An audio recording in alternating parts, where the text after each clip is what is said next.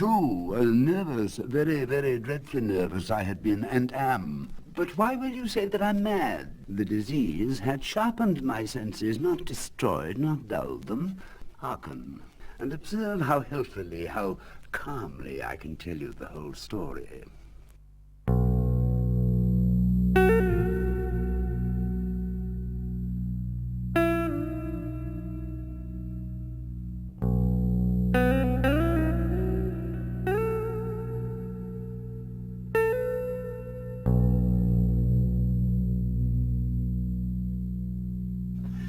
I loved the old man. He had never wronged me. He had never given me insult. For his gold I had no desire. I think it was his eye. He had the eye of a vulture. Wherever it fell upon me, my blood ran cold, and so by degrees, very gradually, I made up my mind to take the life of the old man and thus rid myself of the eye forever. Every night, about midnight, I turned the latch of his door and opened it very, very slowly, so that I might not disturb the old man's sleep. It took me an hour to place my whole head within the opening so far that I could see him as he lay upon his bed. And this I did for 7 long nights, every night, just at midnight. And every morning, when the day broke, I went boldly into his chamber and spoke courageously to him, calling him by name in a hearty tone and inquiring how he had passed the night.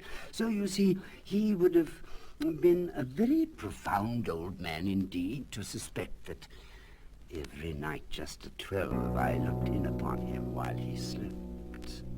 Upon the 8th night, I was more than usually cautious in opening the door. His room was as black as pitch, with a thick darkness.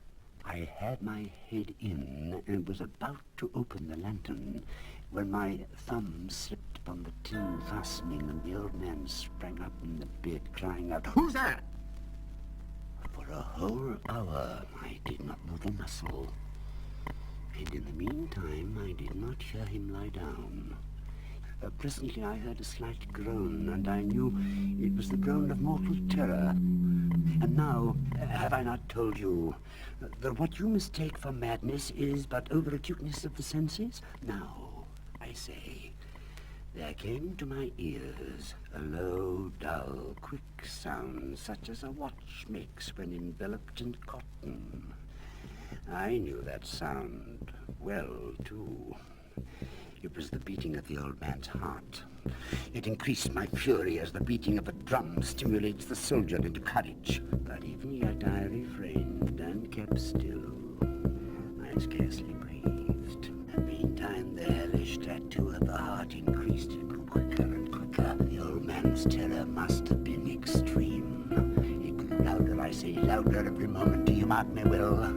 I told you that I'm nervous, so I am. And now, hour of the night, amid the dreadful silence of that old house, so strange a noise as this excited me to uncontrollable terror. I thought the heart must burst, and now a new anxiety seized me. The sound would be heard by a neighbor. The old man's hour had come. With a loud yell, I threw open the lantern and leaped into the room. He shrieked once, only once. I placed my hand upon the heart and held it there many minutes. He was stone and dead. His eye would trouble me no more. The night waned, and I worked hastily, but in silence. First of all, I dismembered the corpse. I cut off the head and the arms and the legs. I then took up 3 planks from the flooring and deposited all between the scantlings. I then replaced the board so cleverly, so cunningly, that no human eye, not even his, could have detected anything wrong. When I made an end of these labors, it was 4 o'clock. As the bell sounded the hour, there came a knocking at the street door. A shriek had been heard by a neighbor during the night. Suspicion of foul play had been aroused.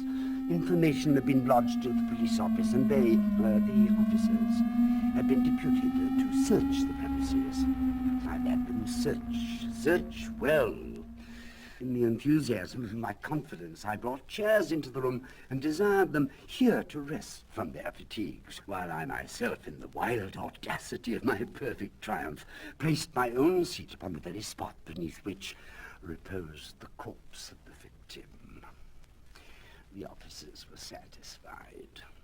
My manner had convinced them, but ere long I felt myself getting pale and wished them gone. My head ached, and I fancied a ringing in my ears, but still they sat and still chatted.